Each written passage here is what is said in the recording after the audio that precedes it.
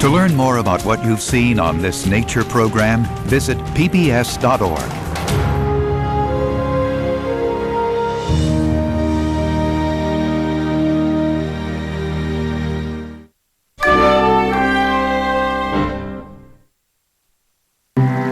Be more PBS. What if television could sweep us away to another time and place? Very nice, my lady. Why can't our favorite characters step off the page? That's the Jane I want to marry. Who says TV can't be as brilliant as Holmes? Shut up! Or as bold as Macbeth?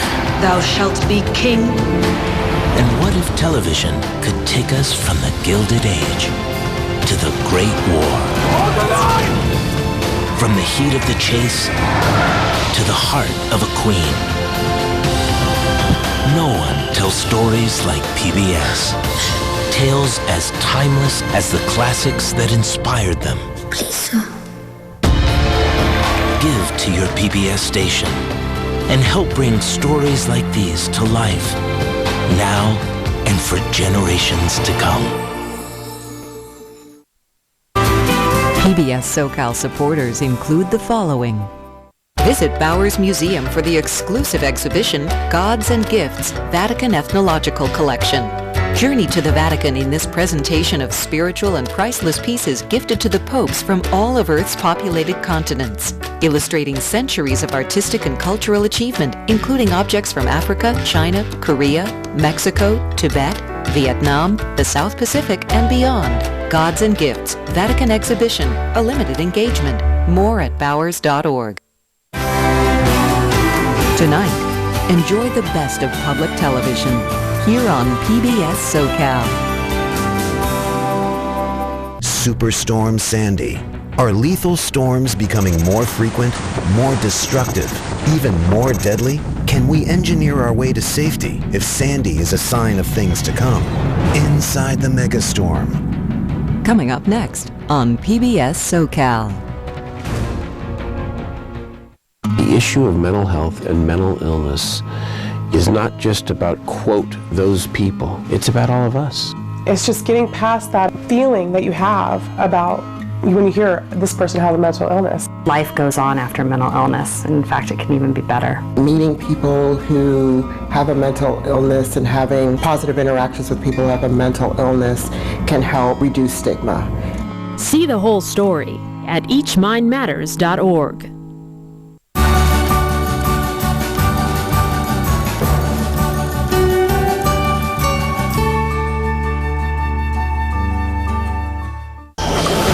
The Maya, builders of Central America's most famed civilization. But what if it turns out we only know half the story? Now, archaeologists plunge into Mexico's hidden places and make stunning finds. On the next National Geographic special, Quest for the Lost Maya. Tonight at 10 on PBS SoCal. You're watching PBS SoCal, PBS for Greater Los Angeles.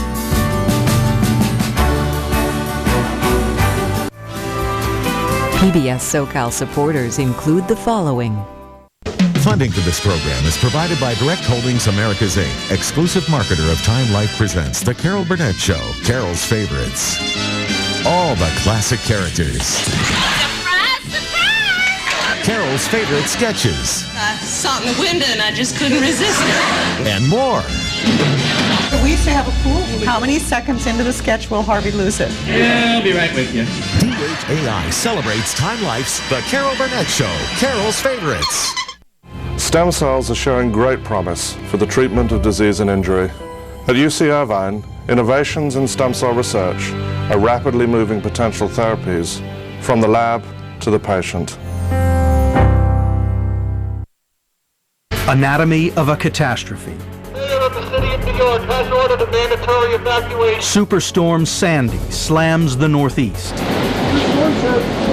And the water never stopped coming. It came down and it just washed everything away. Dozens dead, tens of thousands homeless. Entire communities obliterated. The entire sky was just lit up. Like a bomb went off. Are lethal storms becoming more frequent, more destructive, even more deadly? It really was a combination of the worst that nature delivers in storms. Storm chasers take you inside the eye of Hurricane Sandy for a blow-by-blow account of an epic natural disaster. So it came in right at high tide, during a full moon, record storm surge with incredible winds. How vulnerable are the most populated cities? So there were parts of Manhattan that were being impacted 25 feet above sea level. Can we engineer our way to safety if Sandy is a sign of things to come? Inside the Megastorm, a special presentation right now on Nova.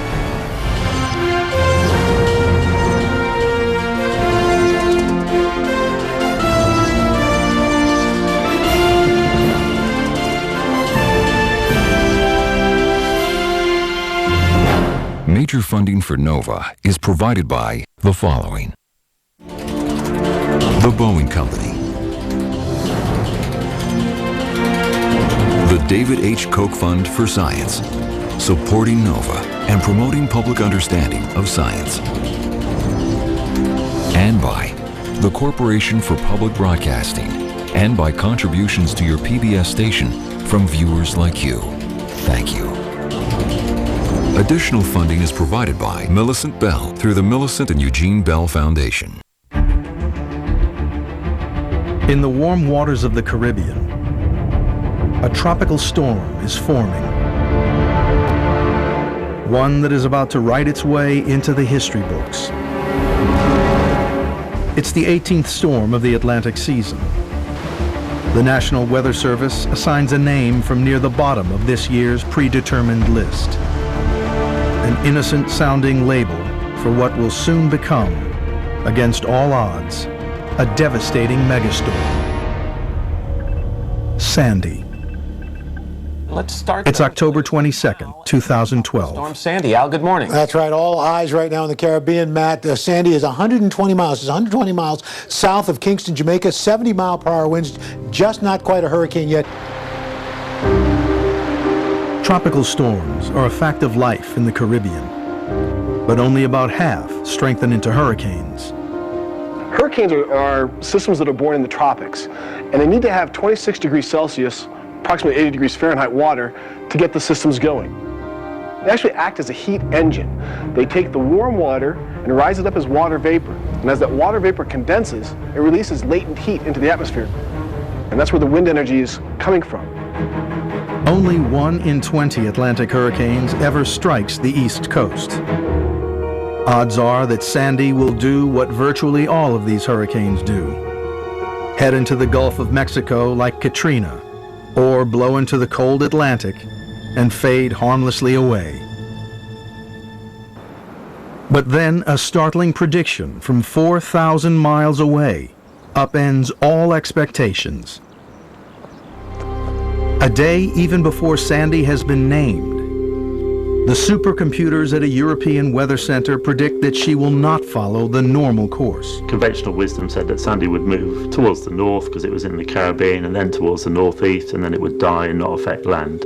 But there were suggestions that the hurricane might not behave in a normal way and might actually end up over the northeast of the US.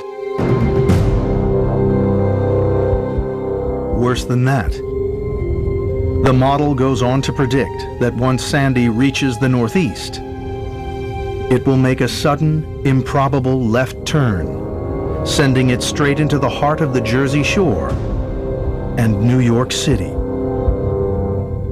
When the European Center model came out 8 days before, I think the reaction was, this is a really dangerous possibility, but it's so far in advance, we're going to just have to watch this. Now, late in October, with the hurricane season drawing to a close, New Yorkers are preparing Halloween parties, not thinking about a storm. But that's about to change, because the storm with the innocent name is about to ring their doorbell, dressed as a monster. 1,000 miles to the south, Sandy is becoming a storm to be reckoned with. Since her birth as a tropical depression, she has steadily gathered energy, fed by the warm tropical waters. On October 25th, she is officially upgraded to a Category 2 hurricane with sustained wind speeds of more than 110 miles per hour. She has already brought devastating winds and fierce rains to Haiti and Jamaica, and now heads north to Cuba and beyond. At this point, computer models at NOAA, the National Oceanic and Atmospheric Administration, are still showing several possible paths. The American model, like all these models, was run in an ensemble mode where the models run many times each day. And as late as Wednesday or Thursday, the 24th or 25th, the American model had some tracks coming in and making landfall, but other tracks going out to sea.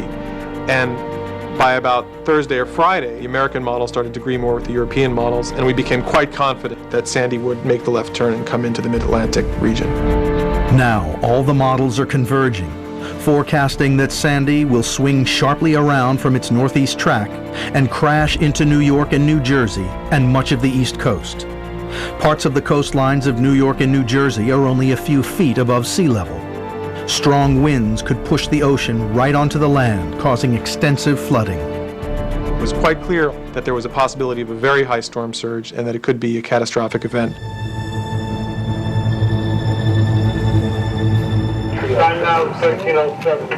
The city's emergency services, police, fire, and hospitals begin to prepare for the worst. We started on the Thursday before the storm hit. People checking their equipment, checking their pumps, making sure our boats were in order. All the prep that you would do for a storm. But despite all the warnings, there remain plenty of doubters. We thought they were just amping it up more than what it was to cover themselves, basically. We said, oh yeah, and here comes another storm.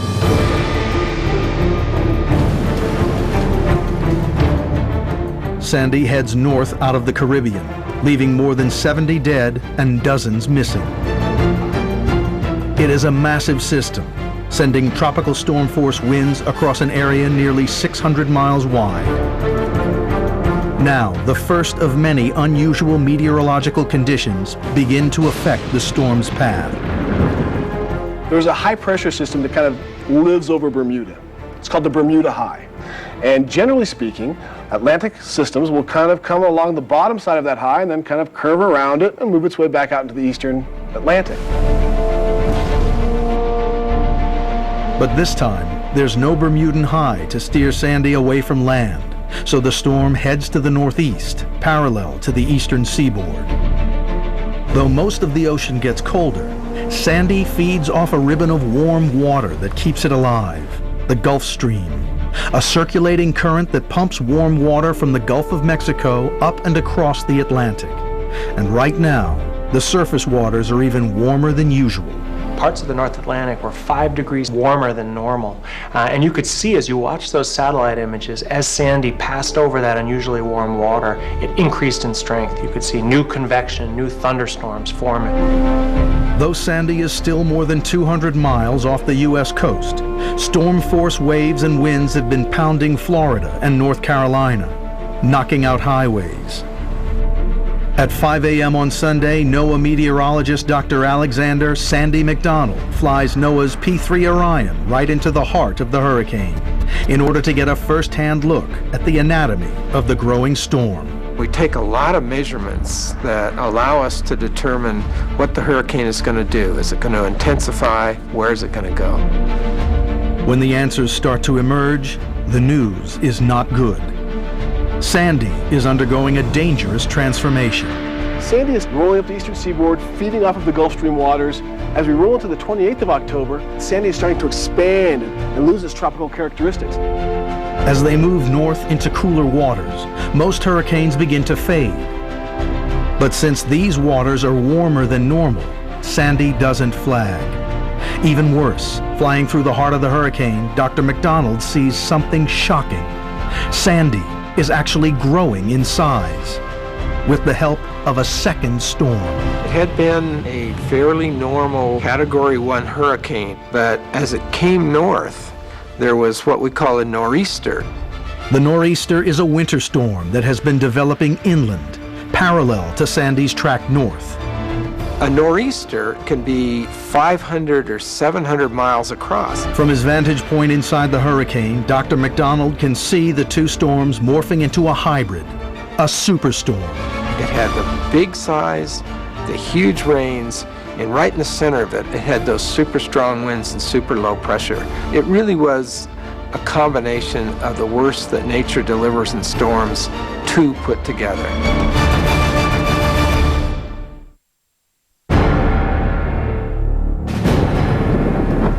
Sandy is no longer a hurricane that can fade and die as the water temperature falls. It's become too big and powerful. Now, with Halloween just days away, news services have given Sandy a new name. Forecasters Frankenstorm. A new word to describe the potential impact of Hurricane Sandy on the East Coast. They're calling it Frankenstorm. In New York, full-scale preparations are underway for a major hurricane hit. Sunday morning, we were on a conference call with the National Weather Service, the National Hurricane Center. The tone of the report they gave us on Sunday morning sort of started to realize this was going to be as bad a storm as they had predicted all along. The mayor of the city of New York has ordered a mandatory evacuation of the island of Broad Channel. Officials in both New York and New Jersey order a mandatory evacuation of flood-prone areas. But not everyone is prepared to heed the warning. And many know just what to blame for that. Hurricane Irene. In August 2011, Hurricane Irene hit New York. It was a powerful and destructive storm, but because it didn't inflict as much damage as predicted, it left New Yorkers skeptical. I have family and friends in New York and New Jersey area, and they were asking me, they said, well, is this going to be like Irene? Because we were fine with Irene. We didn't have any problems with Irene. And I had to respond to them saying, no, this is much bigger. This is going to have a far greater impact than Irene. For the skeptics, Irene holds out a false promise that city services, like electric power, could escape without disruption. Irene was sort of a dry run. Nothing, not the generation system, not the transmission system, not the substations, nor the distribution system were impacted by floodwaters in Irene. But any hopes that the city would escape unscathed this time around are dashed when at 7 p.m., the New York Transit Authority system begins to shut down. The city's lifeline, the subway, closes. It takes about 12 hours to completely shut down the New York City subway system. And we did not want to bring everybody into New York City on Monday and strand them here.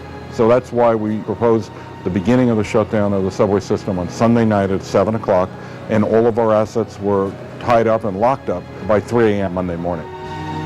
5,900 buses and 8,663 subway and rail cars are now parked. 2,047 miles of track above and below ground are empty. Also within its complex network are 14 underwater subway tunnels, 14 tunnels into which, if the water pours, it doesn't come out. The city that never sleeps is closing up shop.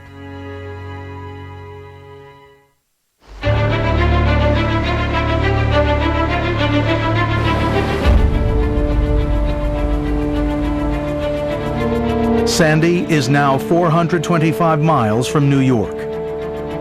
The hybrid, two storms in one, spreads tropical storm force winds over more than 1,000 miles, carrying the energy of 5 Hiroshima bombs.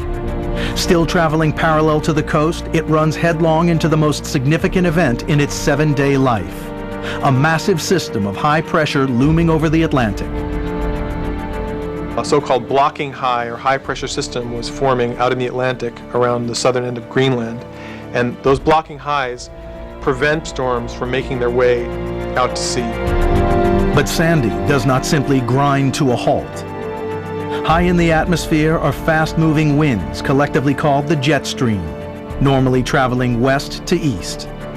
But in this case, the jet stream isn't following its normal west to east course.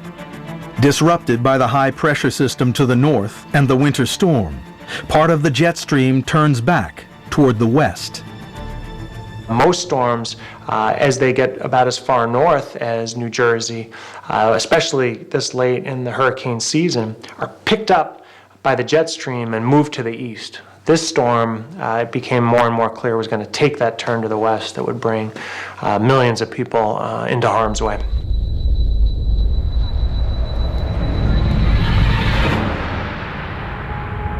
Early on October 29th, the forecaster's predictions come true. Sandy takes a sharp left. If there had been any doubt, it's gone by now. Sandy will slam into the East Coast in a little more than 12 hours, right at high tide.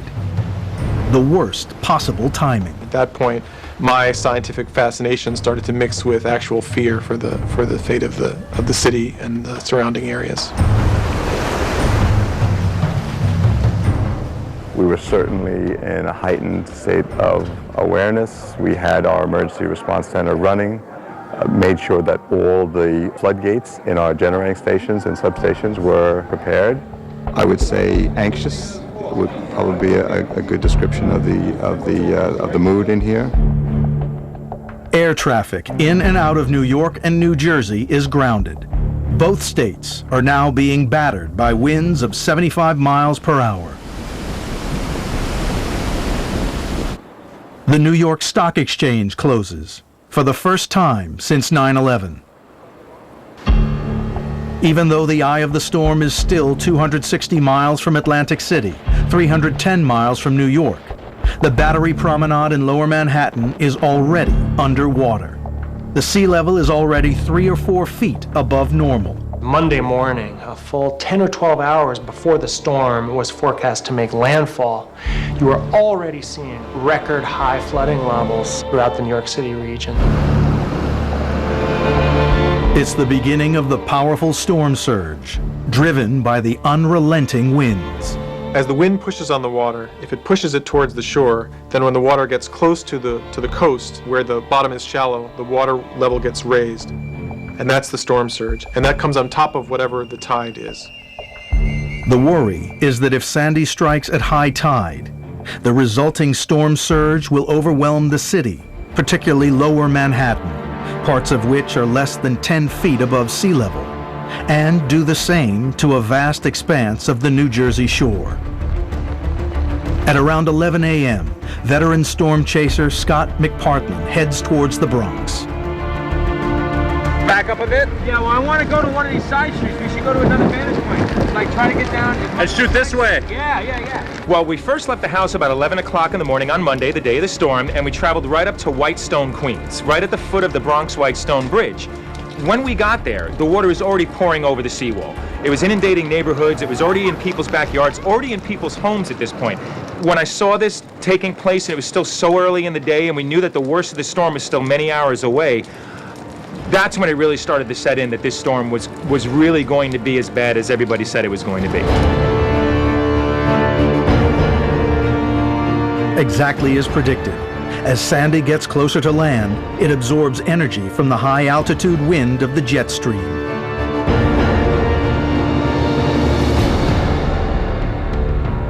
So it went from 18 miles an hour to about 28 to 30 miles an hour. That speed increase will increase the surge, increase the waves, increase the wind, and allow it to make faster progress inland. Within the storm, wind speeds rise to over 90 miles per hour as Sandy accelerates.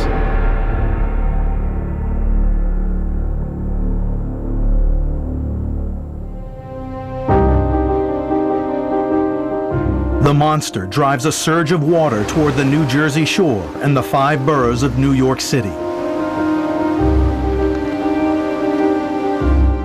Scott is stationed in low-lying Queens at 4 p.m. with 5 hours to go before the peak of the storm. And even for him, the sudden influx of water is alarming. Water at this point at Rockaway Beach was already hitting the boardwalk. Storm surge is winning already. It was the first time that I could remember that the ocean really scared me. Seeing the water in that state, it was white water. You could feel the entire boardwalk shaking as you're standing on it. At this point, there were still people, residents, wandering walking their dogs. I think at this point, most people did understand how serious this was, but there still seemed to be a few that didn't get it.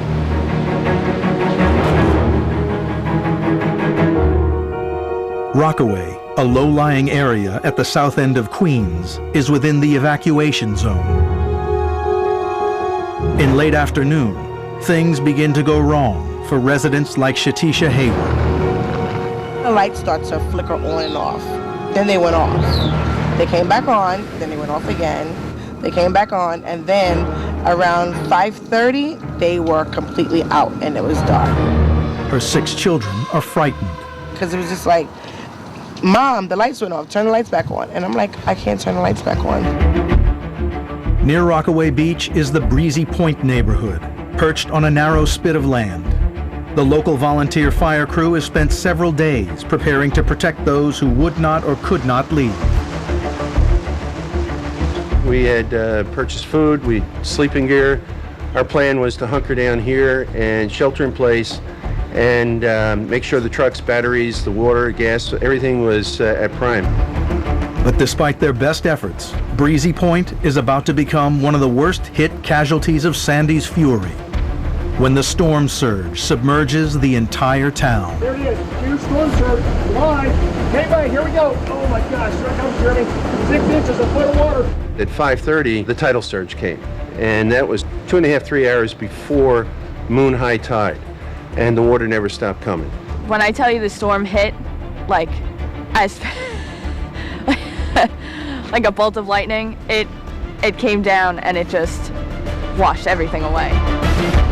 As water floods the town, members of the fire department urge residents to retreat to the relative safety of the local community center. But soon, that building also begins to flood. We had a marble floor in there. It was bubbling up through the seams by the marble, and we were 3 hours away from high tide, and we knew we were in for an interesting evening. All across New York City, the storm surge builds, amplified by an accident of geography. Long Island Sound is shaped like a funnel, and winds push this water into western Long Island Sound, and that squirts through the East River into New York Harbor.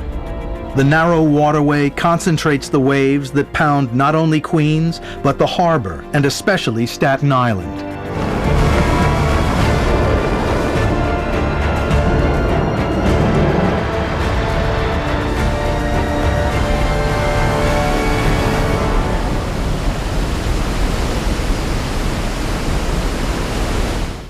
On Fox Beach Avenue, ex-Marine John Filipowicz and his son, John Jr., have been feverishly working to protect their home. John Sr.'s brother Neil was staying in touch by phone. I spoke to him in the afternoon. I had asked him, you want me to come down? He said, nah, it's all right, I got John here, I'll be okay. He prepared his home for it. He not only sandbagged the door downstairs, he put an expandable foam and tape around the creases in the door. There was no way the water was getting in. But the nightmare was just beginning. People in New York City were experiencing hurricane force winds for 8 hours or more. Hurricane Sandy had an expanse of about 1,000 miles. It was huge. It takes a long time to move 1,000 miles of weather across the city.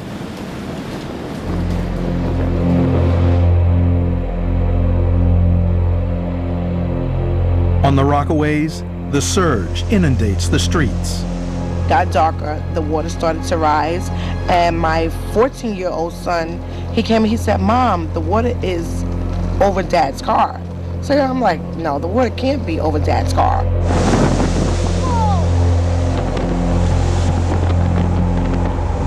Looked out the window, the water was over my husband's car. I mean, you can hear people screaming help. It was like a nightmare, like a pitch black movie, and they were just yelling help. You heard a young lady, and you heard a couple of male voices, and they were screaming help.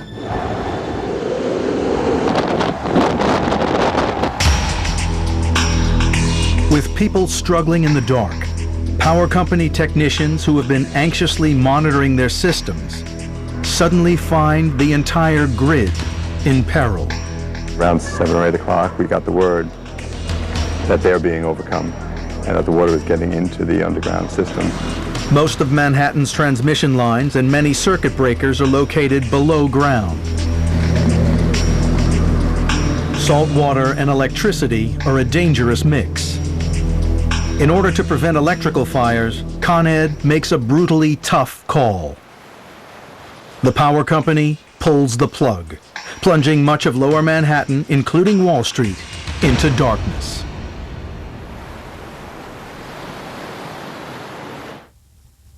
Across the harbor, in the close-knit Staten Island community, conditions continue to deteriorate. I stayed to about 7:30, 8 o'clock. Tried moving cars up a few blocks that way. By the time I came back here to get dry clothes out of the house, the water was probably up to here on me. It was like a tidal wave. Boom, in. Michael Clark's parents, Linda and Bob, live just around the corner. They don't want to abandon their home. We have 2 dogs and a cat. When he said, oh, and chickens. He had 2 chickens, which I think he's worried about more than anything. But doing a backstroke. He said, oh, I think we'll stay. I think we'll stay. By the time Linda finally decides to drive out on her own, it's too late. I put the key in the ignition and I looked up and I saw a wave of water coming around Cedar Grove Avenue. And I said, oh my God. And I went to get out of the car because I realized it wasn't going to start. And the wave hit the car and I had to push my way out of the car because the water was coming against the door. And I tried to make it to the back of the house and the water was pushing me away. I was screaming. Bob came running out and he pulled me up. He helped me get up the stairs. He pulled me out of the water. And we ran for the bedroom because he said, we have to get in the attic. We have to get in the attic. Linda and Bob are not the only residents fearing for their lives. 911 calls from Staten Island are flooding the fire department's switchboard. Just dealing alone with Staten Island would have been enough for the department without anything else going on. So that was another point of concern for me, in that Staten Island was really, really being, wiped out. I live on Staten Island, so my family was there. But on higher ground, in parts of Brooklyn, Sandy feels like a bad storm, not a catastrophic killer. I was listening to the news and hearing about what was coming to the areas on the shore and realizing this seemed like it was going to be a substantial storm. But I didn't have any real concerns for our safety or comfort in where we were in Brooklyn. When Jacob Vogelman receives a call for help from a friend, he tells his mother he's going to brave the strong winds and rain. When Jake said he was going out, and I knew they kept saying the peak of the storm will be in 40 minutes, I said, Jake, I don't think this is a really good time to be going out. And he said, well, Jesse needs me to come over. And that was it. I mean, Jesse needed him, and he went. The storm is reaching its peak. Close to 8 p.m. on October 29th, the eye of the storm hits Atlantic City, New Jersey, bringing wind speeds of more than 80 miles an hour and waves higher than 40 feet. Once the eye makes its way onto land, that's the most intense part of the system. The eye wall is where all that energy and wind energy is at. Atlantic City suffered extreme damage, severe storm surge and monstrous flooding. And they also recorded the lowest pressure ever recorded in Atlantic City at 940 millibars. This is worse than Katrina for us. This is where we never went through anything like this. 30 minutes the water was up 4 feet, and just watching it come up each step. Unprecedented in my 20-year career in leadership and emergency management in this county. A wind came through here like I've never seen. It sounded like a train coming. And I had like 10 sliding doors all in a line in the back. They all just exploded from the wind, like a bomb went off. And then minutes later, the whole roof went up in the air. It was like a Wizard of Oz. There was 10 feet of water all the way around me. There was just no way for me to go. So after the roof blew off and then all the walls caved in, the floor went down into the basement, I swam to that car there that you see, and got inside of it. Throughout the region, people are finding themselves in life or death situations. In the Rockaways, Shatisha and her 6 children are trapped by floodwaters. She calls 911. We got a voicemail, and it was saying, you know, everybody call is important, you know, leave a message, but I wasn't leaving no message. This is 911, and I know 911 will pick up their phone. So I was able to get on Twitter. And, you know, I tweeted, and, you know, I was like, you know, a huge shout out to the FDNY. At the Fire Department Control Center, Emily Rohini runs social media.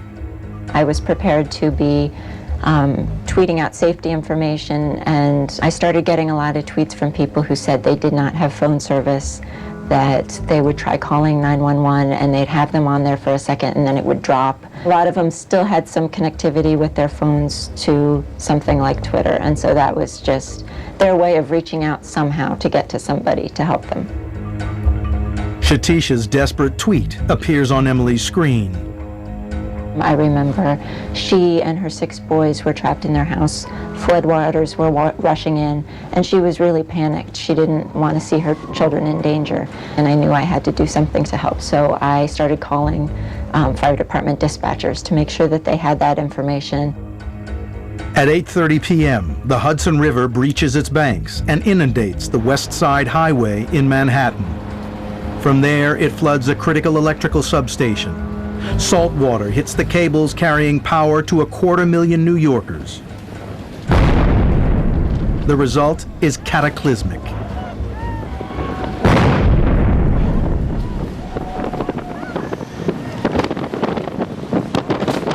With that explosion, 10 networks went simultaneously, which basically took out everything from 34th Street down to the Battery. Almost half of this island. Lower Manhattan goes dark. You would never think this was happening in New York. So the best way to deal with now is just not panic. People just gotta stay civil. By now, 3 million people in New York and New Jersey are without power. As bad as conditions are in Lower Manhattan, the situation at Breezy Point is far worse. For a still unknown reason, a house bursts into flame and fire quickly spreads. The entire sky was just lit up in the reddest, orangest color you could ever imagine. I called my mom, and she was hysterical on the phone. She was like, just say a prayer. It was a very emotional time. I didn't know how I was gonna get out. Meanwhile, the volunteer firemen are trapped by ever-rising floodwaters in their community center. They can do nothing while their town burns.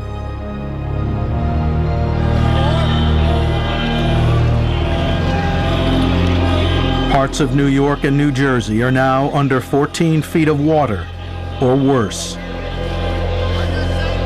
Now keep in mind that on top of that storm surge, you also have the wave action. And there were waves 10, 15 feet high in this storm. So there were parts of Manhattan that were being impacted 25 feet above sea level. By now, the water coursing across Lower Manhattan is pouring into the subway system. MTA Chief Joe Lota is powerless to stop his beloved network from being overwhelmed. This is worse than my worst fear. The water from the Hudson River was flowing down into the Battery Tunnel. There were white rapids flowing into the tunnel, and it sounded like a waterfall. It ended up, the Brooklyn Battery Tunnel, each tunnel had 43 million gallons of water, over 6,000 feet, more than a mile, filled with water, floor to ceiling, side to side, completely filled up all the way. At the fire department command post, calls for help continue to come in from every direction. But I got a 6-alarm fire in Breezy Point. I got tons of people trapped in the water. I got a fire on City Island. I got people in Gerritsen Beach calling that they're trapped. I got people in Lower Manhattan that have no power. At 9 p.m., as the peak of the surge finally passes and the waters begin to recede, the Breezy Point firefighters manage to make their way back to their flooded station, where at last they catch a break. Miraculously, even though these trucks were underwater, they did start up. Once we started driving, the firemen stayed with the trucks, and we started rescuing other people. I saw the flashlight going back and forth. They were like, the fire's coming this way. You need to get out of here. It's not safe anymore. When I finally got up to the firehouse, my dad was up there, and he just saw me and grabbed me and didn't let go. In Rockaway, firefighters alerted by her tweets rescue Shatisha Hayward and her children. Her desperate husband finally manages to get through to her. I said, we're safe, we're fine, we're on a boat. And he was like, a boat? What do you mean you're on a boat? And we joke a lot. So he basically was like, Shatisha, I'm really not playing with you at this time. So I kept saying to myself, I'm like, babe, I'm really not joking. Like, I'm so serious. We're on a boat. In Ocean City, Guy Ferraro has been trapped in his flooded car for nearly 5 hours. You knew the tide was going out, and by then my legs were completely numb. I couldn't feel them at all. I was only in pajamas at that point. I waited until I saw the police lights. And I knew that I couldn't stand the cold too much longer. And I knew I could get across that road. I was certain I could get across that road by that time, because it was just bedlam here. People screaming for hours and hours and hours for help, you know. The emergency services are now receiving 20,000 911 calls every hour. In Staten Island, Michael Clark has heard nothing from his parents for hours. The water has made reaching them by foot or by car impossible.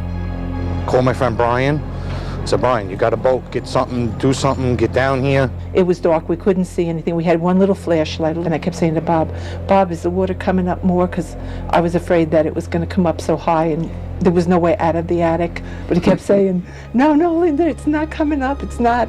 I go, Bob, I think it's going to come up and we're going to drown. Banging on my mother's door and hearing their voice, it was like hitting the lottery. My mother looked at me and said, what the hell are you doing here? So I just started crying hysterical. I said, you're nuts, Michael. What are you doing here? He said, come to you were mom. You didn't call. I said, okay, I can't. I'm not going to call. The phone's broke. I drowned in it. That was that. I mean, what else could you do? So anybody would do it for the parents, right? Just before dawn, nearly 300 firefighters are finally able to converge on Breezy Point. But in the cruelest of ironies, they discover that low pressure in the fire hydrants has left them desperately short of the one thing they need most: water. They stand by and watch as more than 100 houses burn to the ground.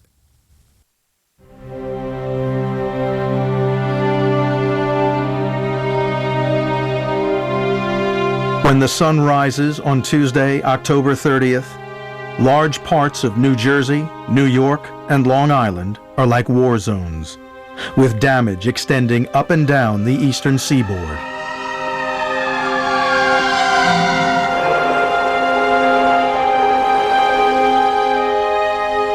The death toll will reach 200 people, which includes more than 70 who lost their lives in the Caribbean. When daylight came, the severe and widespread damage from Hurricane Sandy was painfully clear. Nothing's going on, no traffic lights, no street lights, just there's cops everywhere. There's just debris and wetness everywhere.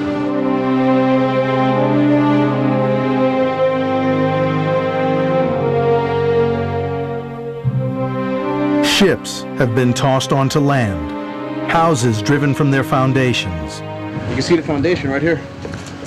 Right here. You can see everything underneath here. All the water, the pipes broke up there. More than 8 million people are without power. The Jersey Shore where for decades millions have enjoyed spending the summer, has been virtually wiped out.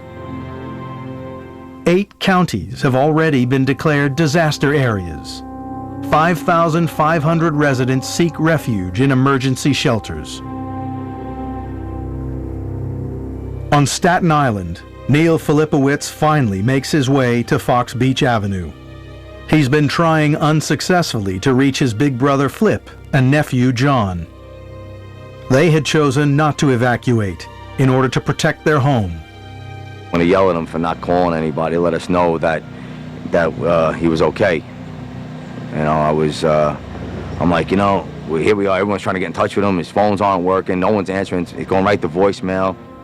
Across New York and New Jersey, landlines and mobile phone towers are down. So when he finally arrives, he's unprepared for the chilling scene before him. The wall on one side was pushed in, all the cinder blocks were missing of the foundation, and I saw the water and I said, wow, that this house got really destroyed, you know. I made my way down the basement, and it was completely pitch black down there. And I was calling them, but I didn't have a flashlight, and like I said, it was completely dark. But there was no sign of his brother or nephew.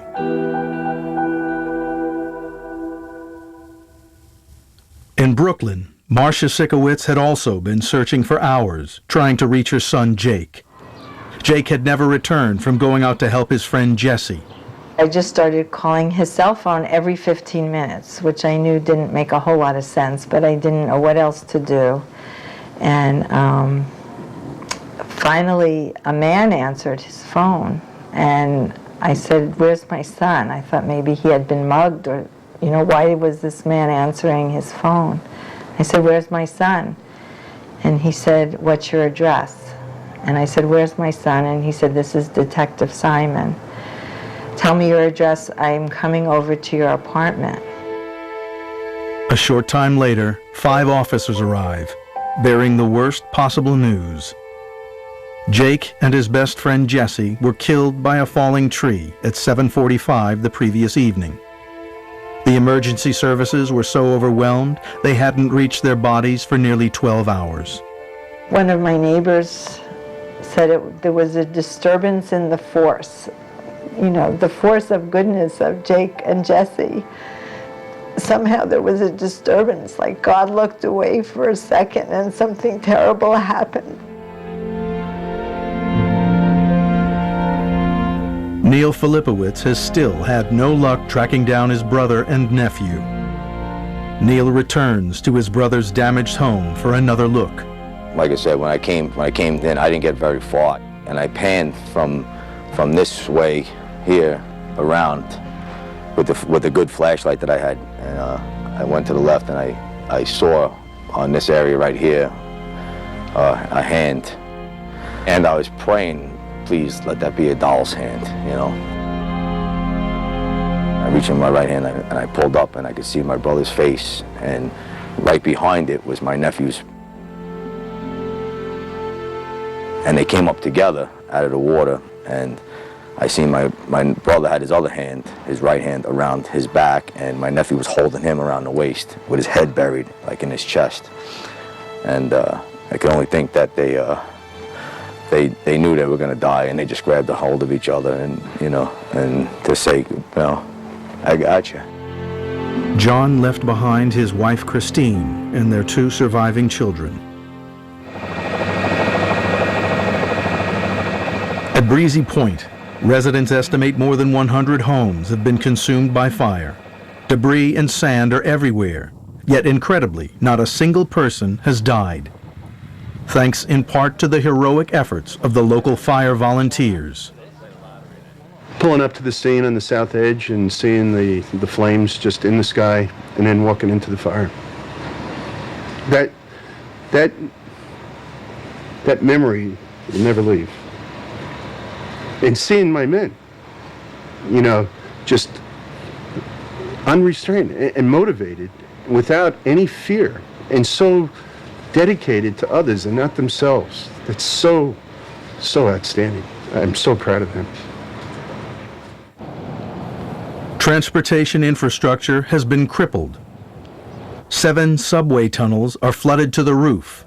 6 bus garages are underwater. We didn't know at that point, we had no idea of the severity of the situation. We knew it was bad, but we just didn't know how bad it was. The Army Corps of Engineers is called in to help the city pump hundreds of millions of gallons of water. Engineers set out to assess the severity of damage caused by the corrosive salt water. You have to understand, salt water is brine. It eats up everything. All the signal equipment is going to have to be taken out, dried, tested. The wires that were on the side of the tunnel walls and whatnot just cooked. I mean, all that you saw was bare copper when you came down here. You had that smell of diesel, fuel, human waste, everything. It was like a cornucopia of rotten smells. Salt water has destroyed parts of the electric grid, making repair work unusually hazardous. It's dangerous work on a blue sky day. I mean, these folks are working with high voltage, high pressure, high temperature, heavy machinery. It is dangerous work on any day. When you have these hazards that are superimposed on the routine hazards, it is just, it can be a very dangerous combination. It will take days for Con Ed crews to bring power back to the city. Some places will be without electric power for weeks. However, the stock exchanges managed to open 2 days after Sandy, thanks to emergency generators. Not just the city, but the entire region is reeling. It's getting cold, and many homes have no heat. Food deliveries are a problem, and gasoline will have to be rationed. Subway engineers work around the clock to restore service. The subway system is relatively simple. Staircase, hole in the ground, another staircase, and it just keeps going and going so we can make the city as mobile and move everyone around as quickly as we possibly can. Finally, on Friday, fully 4 days after the storm, Con Ed turns on the lights in Lower Manhattan. Life begins to return to normal. But harder hit areas like the New Jersey Shore and Staten Island will take far longer to recover. Still, the city and the world begin to ask, what's next?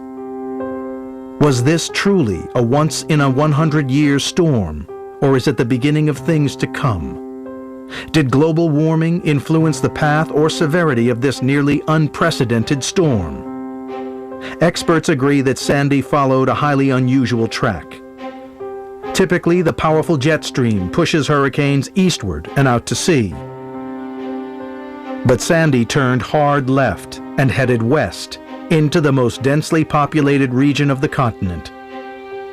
One obvious culprit was a strong high-pressure system over the Atlantic, associated with a disturbed and wavy jet stream.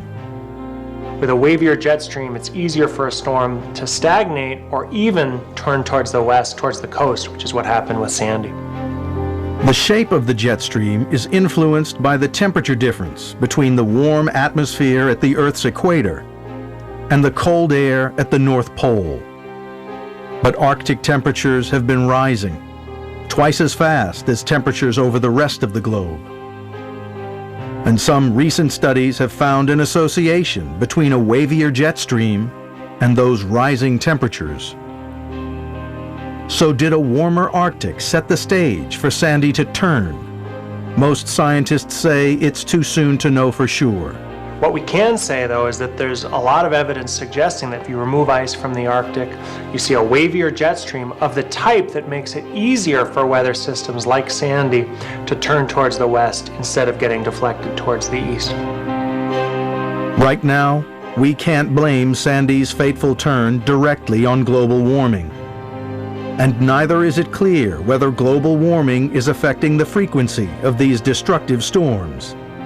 As some models show, any relationship between global warming and hurricanes is complicated. And in those models, what happens as the climate warms is that the number of hurricanes actually is more likely to decrease than increase. But at the same time, the hurricanes that there are become more intense. So right now, our models are predicting that hurricanes in a warmer climate will become fewer but more intense. But there is one undeniable factor that does relate directly to global warming and contributed to Sandy's destructiveness: sea level. The water in the ocean is warmer than it used to be, and warm water takes up more volume. Warmer seas are higher seas. Add to this melting ice at the poles. What we do know is that as the climate warms, the sea level will rise. It's already risen around a foot in the last 100 years in the New York area. We don't know exactly how fast the sea level will rise, but we know for certain that it will rise. It could be as much as several feet in the next century. And that means decades from now, a storm like Sandy would be even more devastating. As you raise those average sea levels, it's like raising the floor of a basketball court. If you don't change the height of the rims, you're going to get more slam dunks just because that average sea level has gotten higher. This will force coastal cities all over the world to consider hardening their infrastructure, transportation, electrical, and emergency services, and possibly to spend billions of dollars on protective barriers like storm gates. I think that Sandy was a huge wake-up call, not just for New York City, but for the U.S. Sea levels are rising. We're going to see more coastal flood events in the future. For those who survived this storm, that cannot be welcome news. I'll tell you right now, even before this, my outlook on it, Mother Nature rules. It's one thing you don't screw with: the water. Water, wind, it all rules over us. I don't know if we could go through what we just went through again. It is enough for a lifetime. I see that wave coming around the corner every night when I go to sleep, and it's just not a good feeling.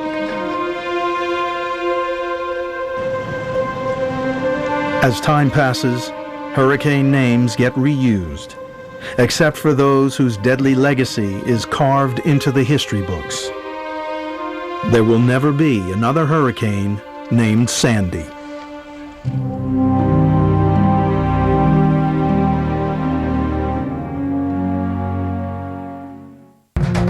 The exploration continues online, where you can watch any part of this program again. What's the connection between climate change and hurricanes? And how should cities prepare for future storm surges? On NOVA's website, watch short-form videos, hear from experts, and explore interactives. Find us at pbs.org/nova. Follow us on Facebook and Twitter. On Nova, the coastlines are under attack. Sandy was a wake-up call for New York. So how can our cities be protected in the future? Sea level rise will not go down. We know that for sure. Can scientists engineer a solution? You can engineer your way out of almost anything, but what are the costs? Or is retreat the only option? Megastorm Aftermath. Next time on Nova. Major funding for NOVA is provided by the following. We know why we're here. To chart a greener path in the air and in our factories. To find cleaner, more efficient ways to power flight. And harness our technology for new energy solutions. Around the globe, the people of Boeing are working together to build a better tomorrow. That's why we're here.